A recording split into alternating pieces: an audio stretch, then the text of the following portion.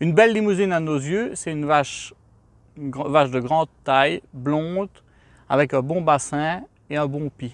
Et une vache également qui vêle chaque année et qui élève son veau sans problème.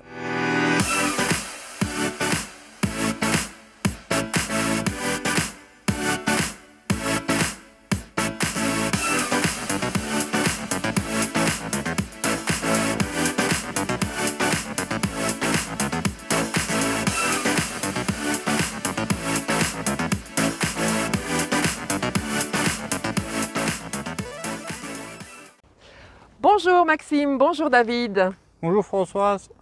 Depuis combien de temps élevez-vous des limousines? Ça fait plus ou moins une quinzaine d'années qu'on a acheté les premières en France et voilà, ça fait 15 ans qu'on est en sélection. Oui, oui. Pourquoi cette race? Parce qu'on aime cette race. Comment s'est fait ce choix en fait? Le choix il s'est fait parce que voilà, j'ai toujours bien aimé la limousine. Et puis alors on a visité beaucoup d'élevages en Belgique et puis chaque fois qu'il y avait eu soit un concours on allait voir et ou une porte ouverte on allait aussi également voir et puis un jour on s'est mis, on a acheté quelques génisses et un taureau inscrit. Qu'est-ce qu'une belle limousine à vos yeux? Une belle limousine à nos yeux, c'est une vache de grande taille, blonde, avec un bon bassin et un bon pis. Et une vache également qui vêle chaque année et qui élève son veau sans problème. Et qui nous fait un veau par an. Donnez-moi les 2 critères de sélection les plus importants à vos yeux.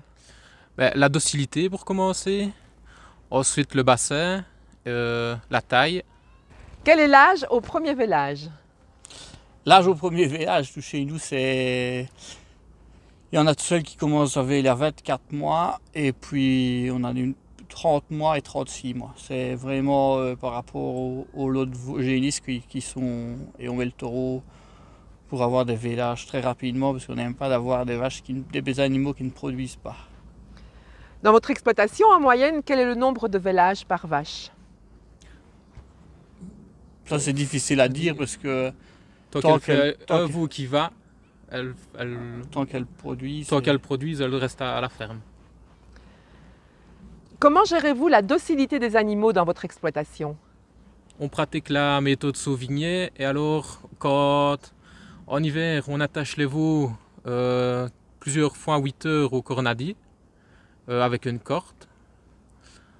Et ensuite on commence à essayer de faire un jour de parc pour pouvoir apprendre à les conduire.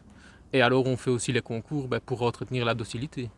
Et aussi celles qui sont, oui. On ça se voit vite, celles qui ne sont pas dociles et elles sont directement réformées. Participez-vous au concours? Si oui, qu'est-ce que vous en retirez et qu'est-ce que vous pourriez donner comme conseil à quelqu'un qui hésite encore à y aller?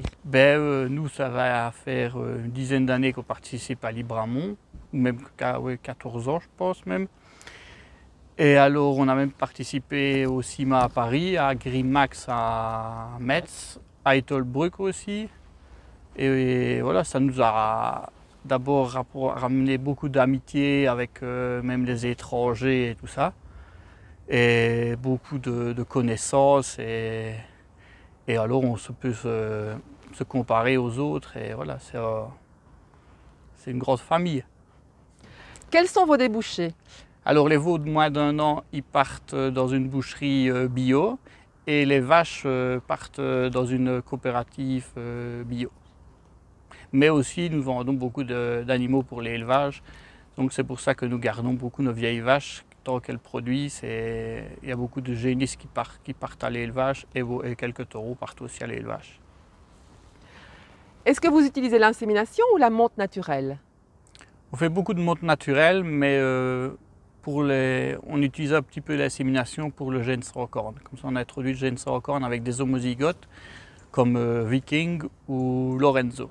Et voilà, c'est comme ça qu'on amène le sans corne sur nos vaches cornues. On met un petit peu de sans corne pour arriver à avoir du sang sans corne. Trouvez-vous que les limousines soient exigeantes en matière d'alimentation?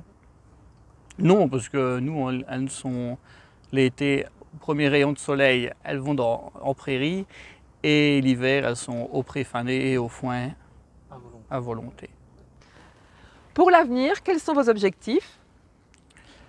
L'objectif premier, c'est augmenter le nombre de vélages. Et le deuxième, c'est introduire un petit peu le gène sans corne dans le troupeau. Merci David, merci Maxime. Merci. Merci.